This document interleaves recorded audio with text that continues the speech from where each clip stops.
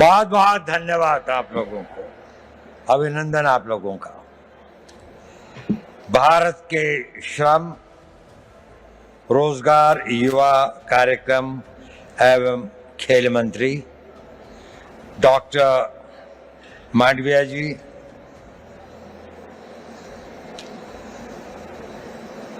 इस विभाग की सचिव श्रीमती पल्लवी गोयल, क्षमा कीजिएगा, और हमारी मिनिस्टर ऑफ स्टेट रक्षा खड़से जी और एडिशनल सेक्रेटरी श्री मिश्रा जी, प्रतिष्ठित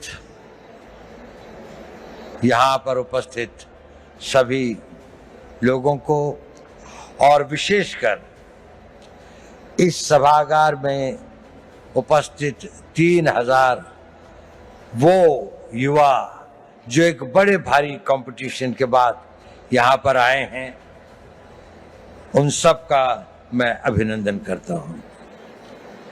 मैं आभारी हूँ माननीय मंत्री जी का, जिन्होंने मुझे यहाँ आने का ये अवसर दिया। थोड़ा असमंजस था मुझे, मैंने कहा भी कि मेरा क्षेत्र, मेरा अनुभव यूथ के साथ उम्र का एक बड़ा भारी गैप, आप लोगों में से अधिकतर मेरे से 60 वर्ष से अधिक छोटे हैं। मैं स्वाधीन भारत में नहीं, उस भारत में पैदा हुआ था जब भारत स्वाधीन नहीं हुआ था। तो मैं आपसे क्या बात कर सकता हूं? क्या चीज है जिस विषय पर मैं आप लोगों से बातचीत कर सकूं? जब मेरा यौवन था तो उसको मैं भूल चुका, बहुत समय हो गया, और जो आपका युवा काल है उसके अंदर इतना परिवर्तन आ चुका है कि मुझे कई चीजों का ज्ञान भी नहीं है। लेकिन एक चीज बड़ी कॉमन है, मैं जब युवा भी था और आज भी,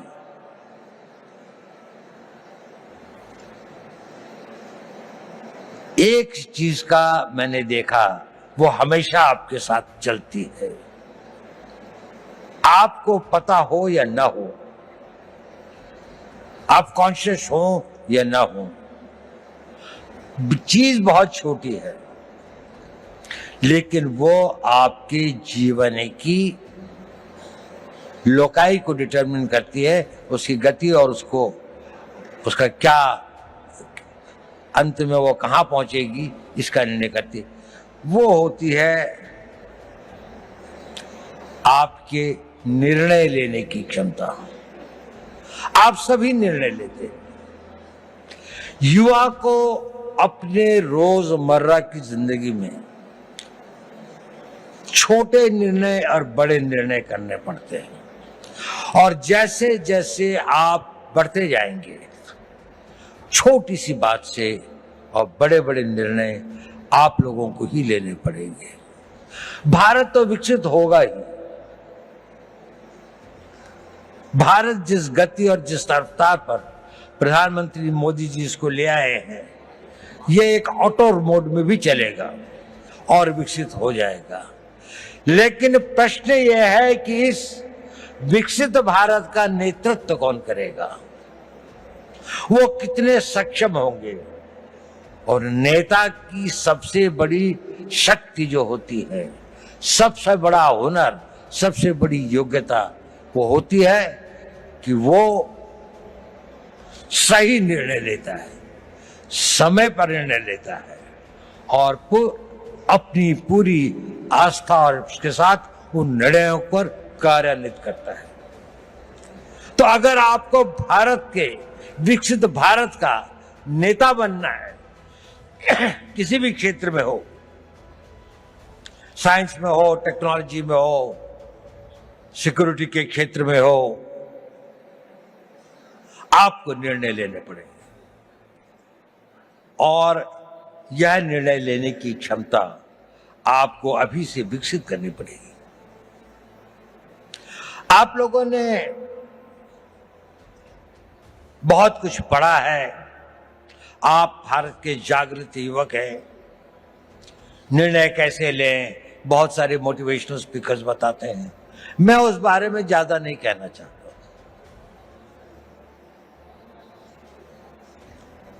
मैं छोटी सी बात कहना चाहता हूं, आप जब निर्णय लें तो आज के लिए नहीं, अपने आने वाले उस भविष्य के लिए निर्णय लें।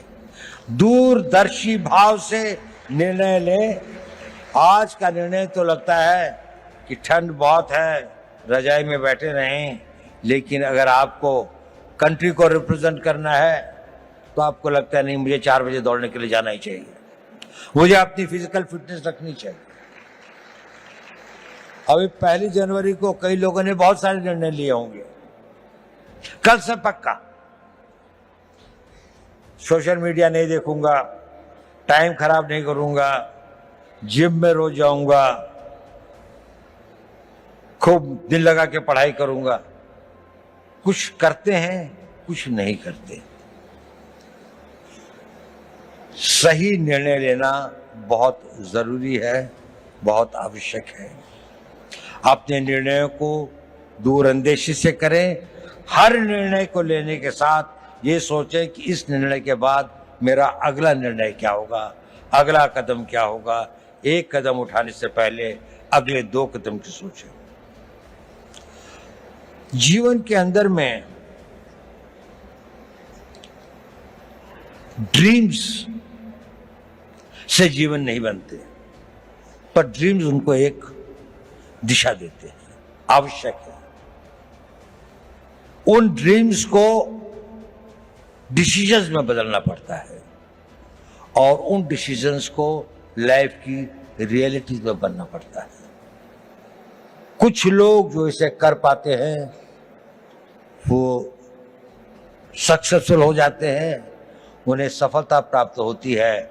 बाकी लोग ड्रीम्स के से और डिसीजन तक के कुछ वॉक हो जाते हैं, कुछ डिसीजन से इम्प्लीमेंटेशन तक में भटक जाते हैं, तो गंतव्य तक नहीं पहुंचते। आप सब लोगों में असीम संभावनाएं, आप में यौवन की ऊर्जा है, आप में बड़े बड़े सपने हैं, आप में वो शक्ति है, आप में वो प्रवाह है जो ये कहता है कि मैं समुद्र को पी जाऊंगा, मैं दुनिया को बदल डालूंगा। उस तरह की शक्तियों को लेकर आप आए और आप बहुत भाग्यवान हैं कि आप उस भारत में पैदा हुए हैं, एक स्वतंत्र भारत में।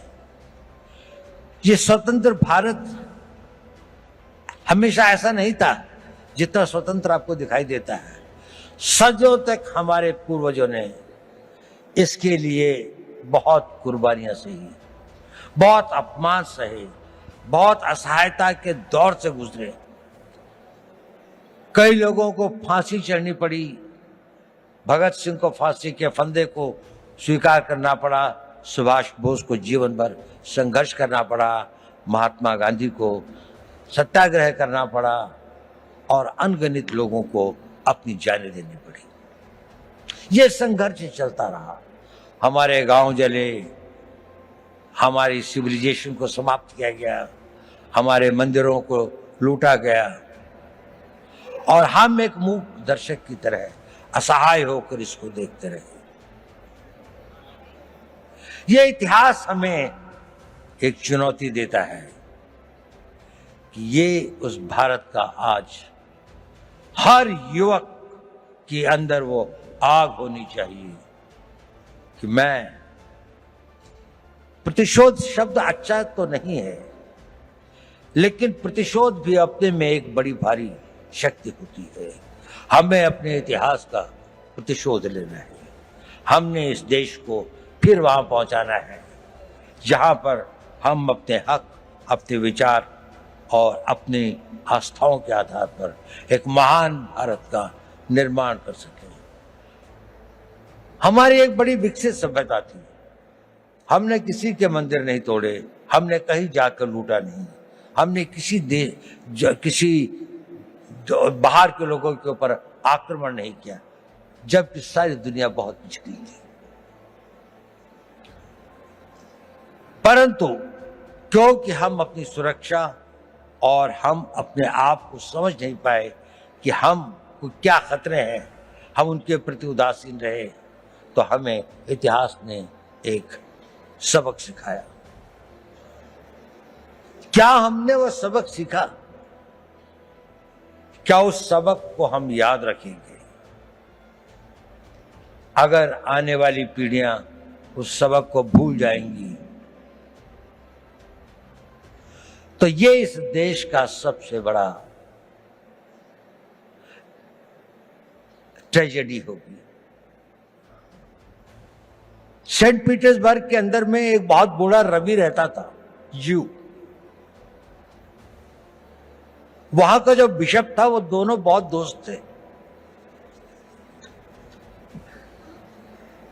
तो एक दिन बिशप उसके घर पे आया तो रवि जो था करीब 80-85 साल का था, तो उसकी आंखों में आंसू थे। उसने कहा, रवि क्या बात है, आज तुम उदास लग रहे हो? नहीं, उसने कहा, सोच रहा था। उसने कहा, क्या सोच रहे थे? उसने कहा, मैं ये सोच रहा था कि जूस का क्या होगा। उसने कहा, देखो पिछले 2000 सालों से तुम संघर्ष कर रहे हो, 2000 सालों से यात्राएं सह रहे हो, 2000 सालों से तुम्हारे ऊपर इतनी अधिक वो हुई, प्रोग्राम थे दुनिया में, क्या तुम्हें इस बात का रोना आ रहा है? उसने कहा, नहीं, मुझे इस बात का रोना नहीं आ रहा। मेरे विचार में यह ख्याल आया कि इन हजारों सालों तक संघर्ष की जिस परंपरा से, जिस आग को जिंदा रखा है, कहीं आने वाली पीढ़ियां इसको भूल तो नहीं जाएंगी, और भूल तो नहीं जाएंगे कि हमें अपने आप को फिर से शक्तिशाली बनाना है, अपनी रक्षा करनी है। ये भाव था, ये बड़ा पावरफुल सेंटिमेंट है, और हमें अपने उस सेंटिमेंट से ही प्रेरित होना चाहिए। कई सारी ऐसी बातें होती हैं हमारे ऊपर, कई सारे इस तरह के आघात होते हैं जिससे हमें लगता है कि अगर हमारे साथ में अन्याय हुआ है, अगर हमारे साथ दुर्व्यवहार हुआ है, हमारे गांव जलाए गए, हमारी मातृशक्ति का अपमानित किया गया, तो इसका हम भी अपने आप को इतना मजबूत करेंगे, हर रूप से, आर्थिक रूप से, रक्षात्मक रूप से, टेक्नोलॉजी के रूप से, हर क्षेत्र में हमें आगे बढ़ना है। तो मैंने ये बताया कि आवश्यक है कि आप जीवन में सही निर्णय लें और निर्णय लेने की शक्ति बनाएं। मैं उस पर ज्यादा नहीं बोलूंगा क्योंकि आप लोग काफी जागरूक। मैं एक दूसरी बात पर कुछ कहना चाहता हूं। प्रश्न इस बात का ये जरूरी है कि आप सही निर्णय लें, लेकिन सही निर्णय लेने के बाद भी वो निर्णय पर आदमी चल नहीं पाता। It is important that you take right decisions, but it is more important that you make your decisions right. आपने अगर निर्णय लिया तो आप उसे सही बनाएंगे, और डिसीजंस राइट बनाने में ही कठिनाई होती है, वहीं पर संघर्ष करना पड़ता है। इस अपने डिसीजंस को जो आप लेते हैं उनको राइट करने के लिए आपको खटना पड़ता है, साधना करनी पड़ती है, मिटना पड़ता है, जल तिल तिल भर के जलना पड़ता है, और लंबे समय तक चलना पड़ता है। एक दिन में सपने पूरे नहीं होते, एक किसी काम को करने से मंजिल नहीं मिलती। ये छोटे छोटे कई काम होते हैं जो आपको करने हैं। देखिए, मोटिवेशन टेम्पररी होता है, जरूरी है, लेकिन मोटिवेशन कुछ क्षण, कुछ घंटे, कुछ दिन आपके साथ रहता है। आपका डिसिप्लिन इंड्योरिंग होता है, वो आपके साथ रहता है। उस मोटिवेशन को परिवर्तित करना पड़ता है अपनी लाइफस्टाइल में परिवर्तित करके उसको डिसिप्लिन में लाने में। जब आपके जीवन का वो भाग हो जाता है तो कुछ दिनों में वो आपका आदत हो जाती है और फिर वो परमानेंट हो जाता है। आप सोचते हैं कि मुझे सवेरे 3:30 बजे या 4 बजे उठना चाहिए। पहली बार शायद आप किसी बात से मोटिवेट हुए होंगे कि किसी ने कहा होगा कि आप अगर सवेरे उठते हैं, आप अगर अपना फिजिकल फिटनेस ठीक रखते हैं, आप योगा करते हैं, समय लगता है उसके लिए। आप 9 बजे उठ के नहीं कर सकते।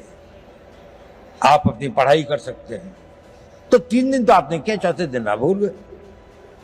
लेकिन अगर आप में डिसिप्लिन आ जाता है तो फिर ये हो जाए, और अगर वो आपका नेचर बन जाता है तो फिर जीवन भर आप भी करते रहते।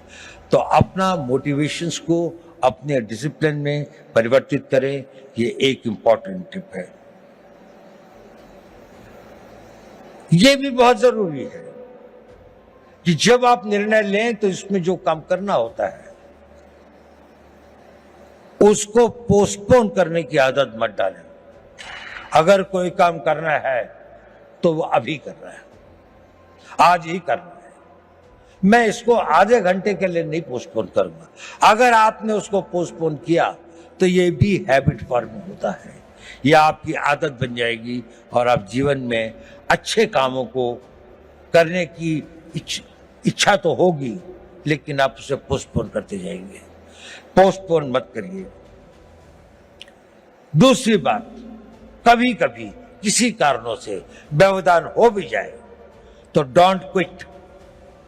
Tenacity is a very important power. आपकी लगन, उस लगन के साथ में लगे रहें, क्विट मत करें, सरेंडर मत करें। कष्ट आएगा, रुकावटें आएंगी, तकलीफें आएंगी, ठहरना होगा तो ठहरेंगे, लेकिन ना अपनी मंजिल छोड़ेंगे, ना अपना रास्ता बदलेंगे। आगे बढ़ेंगे तो पूरे जोश के साथ बढ़ेंगे। और एक बहुत बड़ी बात है कि अपने ऊपर विश्वास मत छोड़ें। स्वामी विवेकानंद जी ने कहा था, पुराना धर्म कहता है नास्तिक वो है जो ईश्वर पर विश्वास नहीं करता। नया धर्म कहता है नास्तिक वो है जो स्वयं पर विश्वास नहीं करता। यदि आपको ईश्वर पर विश्वास है तो अपने पर विश्वास करना सीखिए। आप इसको कर सकते हैं। ये शक्ति आप में अपने आप आ जाएगी अगर आप अपने आप को ये करेंगे। मैं आपसे ये सब क्यों कह रहा हूं? इसलिए कि आप भविष्य के नेता हैं। अगर आप भविष्य के नेता हैं तो आपको डिसीजन लेने पड़ेंगे। अगर आपको डिसीजन लेने पड़ेंगे तो आपको उन डिसीजंस को कामयाब बनाने के लिए पूरी आस्था, पूरी कमिटमेंट, पूरी मेहनत, पूरी लगन के साथ समर्पित होना पड़ेगा। लेकिन इसका एक और कारण भी है जो मैं ये बात आपसे कह रहा हूं। ये बात सही है कि नहीं मैं नहीं कह सकता, लेकिन ये मेरे 81 साल के जीवन का अनुभव है। और आप लोगों को गुमराह करने से बड़ा पाप मैं कोई नहीं कर सकता। मैं आपसे एक बात कहना चाहता हूं, ये मेरे अनुभव के आधार पर भी है और मेरा अनुभव मेरे अपने जीवन का नहीं और हजारों लोगों के साथ जो मेरे जीवन का अनुभव रहा उस पर भी। जब आप अपने आप को इस तरह से ढालते हैं, 5 साल का टाइम दीजिए, केवल 5 साल, कि मैं जो निर्णय करूंगा उस पर अटल रहूंगा। 5 साल अगर आपने यह काम किया, आप में एक अद्भुत एनर्जी पैदा होती है। वो होती है आपकी विल पावर। और ये सब जो मैं कह रहा था वो इसलिए कह रहा था, सही निर्णय लें, निर्णय पर अटल रहें, ताकि आप में वो विल पावर पैदा हो सके। और वो विल पावर क्या होती है, मैं आपको छोटी सी कहानी सुनाता हूं। 11 अप्रैल 2011 को हमारे कंट्री की एक नेशनल वॉलीबॉल प्लेयर थी, उनका नाम था अरुणिमा वर्मा। वो वॉलीबॉल के टूर्नामेंट से आई और अपनी परीक्षा देने के लिए दिल्ली से लखनऊ जा रही थी। बरेली के पास कुछ डकैतों ने उस पर हमला कर दिया और लोगों से सामान लूटने लगे। अधिकतर लोगों ने दे दिया। उसके गले में चेन थी, उन्होंने चेन खींचने की कोशिश करी, उसने रेजिस्ट किया, उसने नहीं दी चेन। उन लोगों ने उसे ट्रेन से बाहर फेंक दिया। वो बहुत बुरी तरह से लहूलुहान हो गई। दुर्भाग्य देखिए, उसी समय दूसरी ओर से एक ट्रेन आ गई थी और वो ट्रेन से उसका पांव कट के अलग हो गया। रात के 2 बजे का समय था।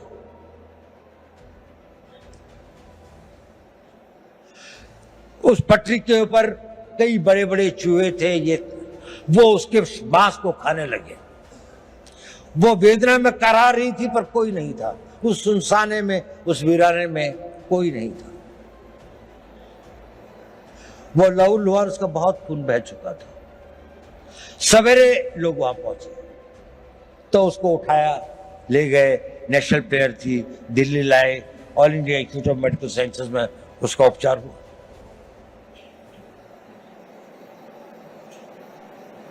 और उसकी पूरी टांग काट दी, एम्प्यूट करनी पड़ी।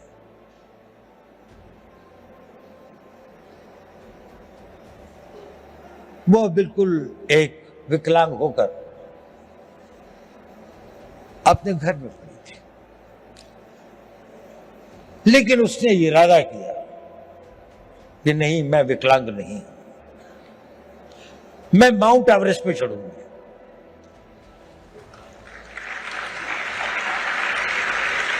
डॉक्टर्स ने कहा कि इस तरह की टांग से तो कोई चढ़ ही नहीं सकता और इसको भी स्टेबलाइज होने में तो कई साल लग जाएंगे। उसने कहा नहीं, मैं तो आज ही से प्रैक्टिस करूंगा।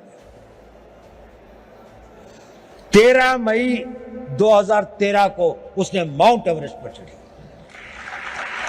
पहली एक पांव न होने वाली महिला में एक आर्टिफिशियल उसके साथ में, और वही नहीं, सबसे पहले चढ़ी टॉप पर। जो पूरा गैंग ग्रुप था उसके अंदर में वही बेस कैंप से सबसे पहले आती थी। क्या था उसके अंदर? Physical strength, opportunities, talent. इस सबसे ज्यादा उसके अंदर वो विल पावर थी। और वो विल पावर उसके साथ में एक दिन में नहीं आई। जब उसके जीवन को लोगों ने पढ़ा, समझा, उसने बचपन से ही अपने अंदर एक ऐसी शक्ति पैदा की थी कि जो उसकी स्ट्रॉन्ग विल पावर थी। मैं चाहता हूं कि आप लोग इस 5 साल के शेड्यूल को फॉलो करें।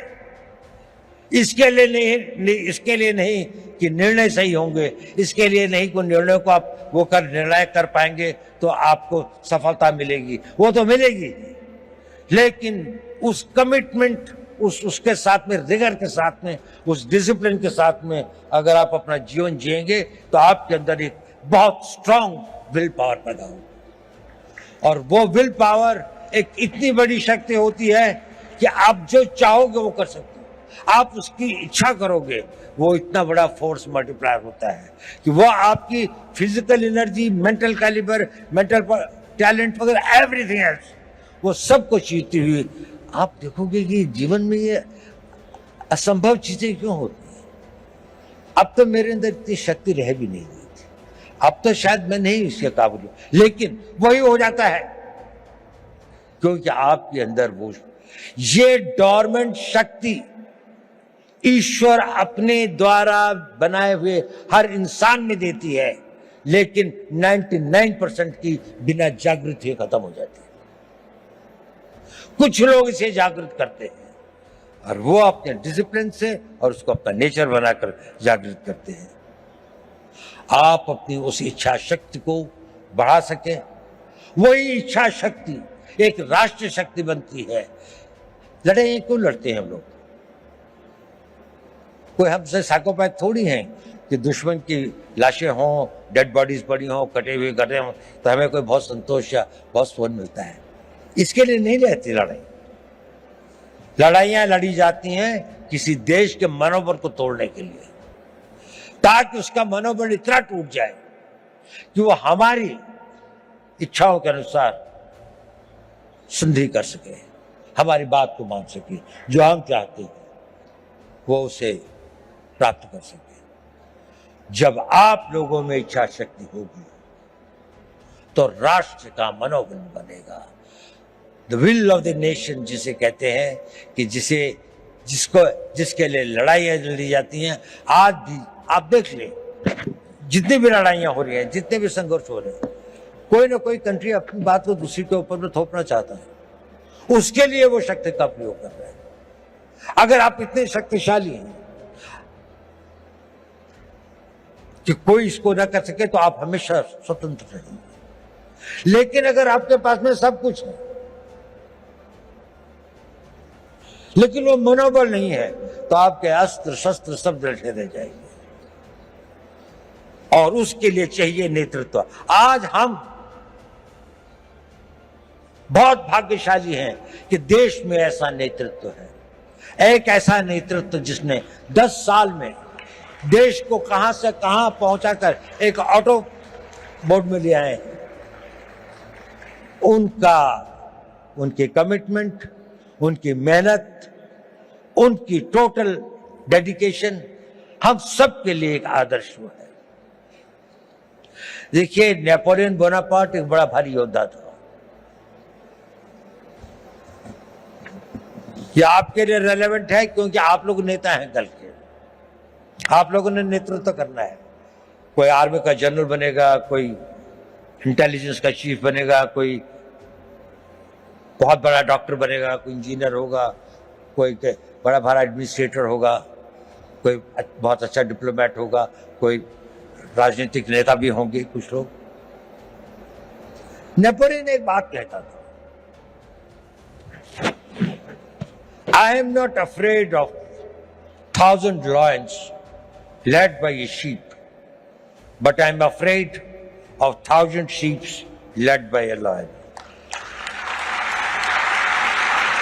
अगर हम 3000 लॉयन पैदा कर दें, नेपोलियन कहता था मुझे 1000 शेरों की फौज से डर नहीं लगता अगर उसका नेतृत्व एक भेड़ का बच्चा कर रहा हो।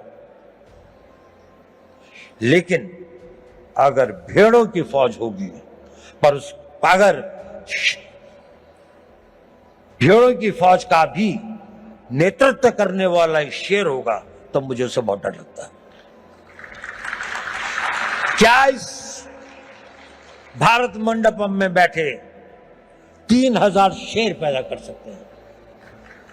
3000 वो लोग कर सकते हैं। अगर आप नेतृत्व करेंगे तो देश पीछे चलेगा, जहां आप ले जाएंगे देश वही जाएगा। आज देश कहां जा रहा है? इसकी कल्पना, जिसने इसकी कल्पना करी, मोदी जी ने इसकी कल्पना करी। एक संघर्ष क्या, एक टीम में जो भी इतना सारा, इतनी मेहनत, इतनी लगन, इतनी कमिटमेंट, इतनी इमेजिनेशन के साथ में इतना डिसिप्लिन है कि वो भी एक तरह से ऑटो मोड पर डिविनिटी के साथ चलते हैं। कहां से विचार आते हैं, नए नए विचार किसी भी क्षेत्र में हो। हम लोगों का तो थोड़ा स्पेशलाइज क्षेत्र है, उसमें भी मैं देखता हूं हमेशा उनको कोई एक नया विचार, एक नया वो आता है उस विल पावर से, उस टोटल कमिटमेंट से, उस पूरी की पूरे समर्पण से। आप बहुत भाग्यवान हैं। आप एक उस भारत के तो देखेंगे जिसकी हम कल्पना कर सकते हैं। जब आप अपने यौवन में, जब आप अपने उसके आगे अपनी मेहनत और लगन से आगे पहुंचेंगे तो उसके बाद आप देखेंगे एक बहुत बड़े भारत की आप होंगे। लेकिन ये पहली बार नहीं होगा कि भारत के इतिहास में ऐसा हुआ। जब जापान का उदय हुआ तो वेस्ट के अंदर में एक बड़ी बहस चली कि क्या एशियन कंट्री कोई जो है वो वेस्टर्न कंट्री से आगे निकल सकता है। तो मैलिस एंडरसन करके एक हिस्ट्री के कैम्ब्रिज यूनिवर्सिटी के अंदर में एक हेड ऑफ द डिपार्टमेंट थे, उनसे कहा गया कि एक स्टडी की जाए कि ये इकोनॉमी जो है इसका क्या इतिहास रहा है। तो मैलिस ने किताब लिखी जिसका नाम है वर्ल्ड हिस्ट्री ऑफ इकोनॉमी, और उसने वो फर्स्ट सेंचुरी से लेके 19th सेंचुरी तक लिखी, और उसमें उसने कहा कि इसमें से 1700 साल तक अधिकतर इंडिया की नहीं तो कभी कभी चाइना की इकोनॉमी ही वर्ल्ड की सबसे बड़ी इकोनॉमीज थी। और बड़ी ही नहीं थी कि टुगेदर इन दोनों के बीच में लगभग 55 to 60% इकोनॉमिक पावर थी, बाकी सारी दुनिया में 40%। भारत ने बहुत बड़ी बड़ी सक्सेसेस देखी हैं, हमें 150-200 साल लगते हैं। ऐसे कई बड़े कालखंड आए हैं जिसमें वो अपनी पराकाष्ठा पर था, साइंस की, टेक्नोलॉजी की, आर्थिक विकास की, लेकिन हम वहां से गिर भी सकते हैं। There is nothing permanent in life. आपको अपने हर दिन की उसकी रक्षा प्रतिदिन करनी पड़ती है। ये एक परपेचुअल स्ट्रगल होता है। नेशनहुड और राष्ट्र को मजबूत रखना ये एक निरंतर संघर्ष है, जैसे कि आपका भी संघर्ष निरंतर है। ये कभी समाप्त नहीं होता। आखिरी सांस तक आपका जीवन तब तक सार्थक है जब तक आप सोचते हैं कि मेरे लिए करने के लिए कल भी कुछ है। अगर आपके पास कल कुछ नहीं है तो आपका जीना बेकार है। आप सोचते हैं और जो कल मैंने करना है वो डिसिप्लिन आपके अंदर वो इच्छा शक्ति पैदा कर देगी।